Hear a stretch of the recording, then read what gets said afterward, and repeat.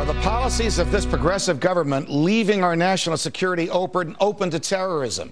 Here are Michael Scheuer, former CIA senior official, and Mark Mix, president of the National Right to Work. Michael, first to you. And you and I talked about this earlier today on the radio show that I share with Brian Kilmeade.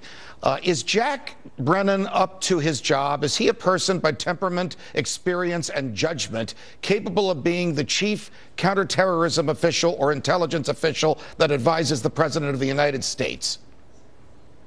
Well, my experience with Brennan is a long one, not a very close one, so I'm not an unbiased observer. But my observation over the course of his career, that he mostly made his career by kissing other people's behinds. And I don't think he's a person who's going to tell the president something the president doesn't want to hear. But he certainly is a person who will flag the line of the president, whether it is closing Guantanamo or, any other thing. He's certainly dependable in that regard. Is he correct when he says it is impossible for the government to keep us absolutely safe? It's impossible for any of the recent governments we've had because they don't really care, sir. We've spent this whole week convulsed over air security, for example, and it's important to have air security. But the enormous number of miles, 5,000 to 6,000 miles of open borders and sea coasts, exactly what Al Qaeda wants us to do is to stay focused on air aviation security, so they can use the rest of the country to come and go as they want. Mark, can the TSA keep us safe? Well, I believe they can, but one of the issues in the Department of Never Let a Good Crisis Go to Waste has become whether or not they're going to be unionized and whether President Obama is going to make good on a promise to the AFL-CIO and Andy Stern at the SEIU as to whether 60,000 plus government employees are going to be in monopoly unions. And George Bush caved in on the legislation that the Republican Congress gave him when he fought to keep unionization from happening. It is possible under the law that these guys could be unionized. Would they go on strike? Well, the law will say that it's illegal to strike, but let's go back to 1981 when air traffic controllers walked off the job in violation of federal law. President Reagan gave them 24 hours to go back on the job, and then he basically enforced the law and said, you're all fired. Now, they'll say they won't go on strike because the law says that they can't, but what we find in many strikes, most of which in the public sector are illegal, is they ask for amnesty as a condition of coming back on the job. And that's unacceptable in this area where national security is at stake. And they usually get it. Mark and Michael, stick with us, please. More with our guests when we come back. Back now with Michael Scheuer, former CIA senior official, and Mark Mix, president of the National Right to Work.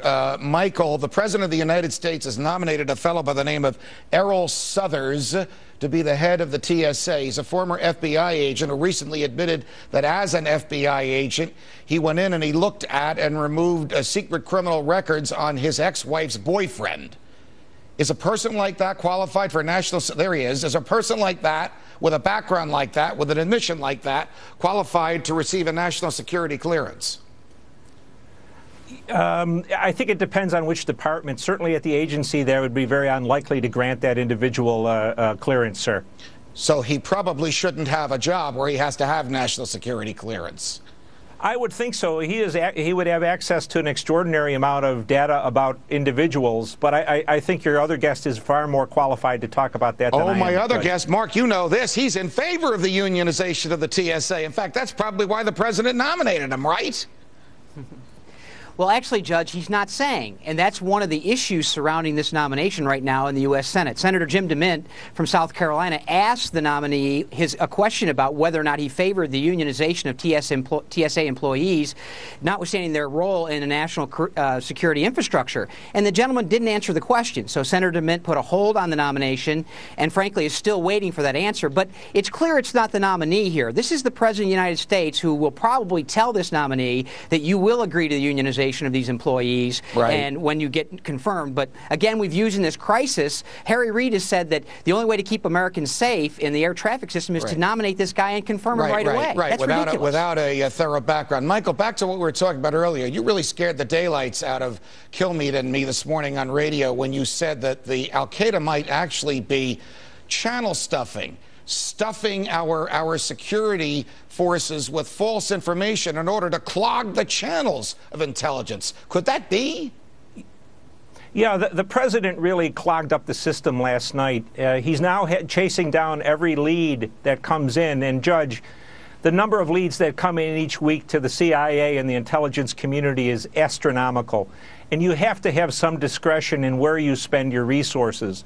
But the president has created a situation where, to cover people's behinds, they will chase down every single lead. If we get a lead that says Osama's on the beach at Rio, somebody's going to be devoted to that.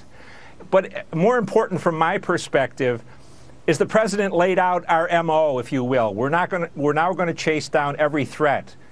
Al-Qaeda listens to that. I think what we'll see now is a surge around the world of people walking into our embassies, of sending notes, and the threats will become squall-like. Michael Scheuer, Mark Mix, thanks very much for joining us.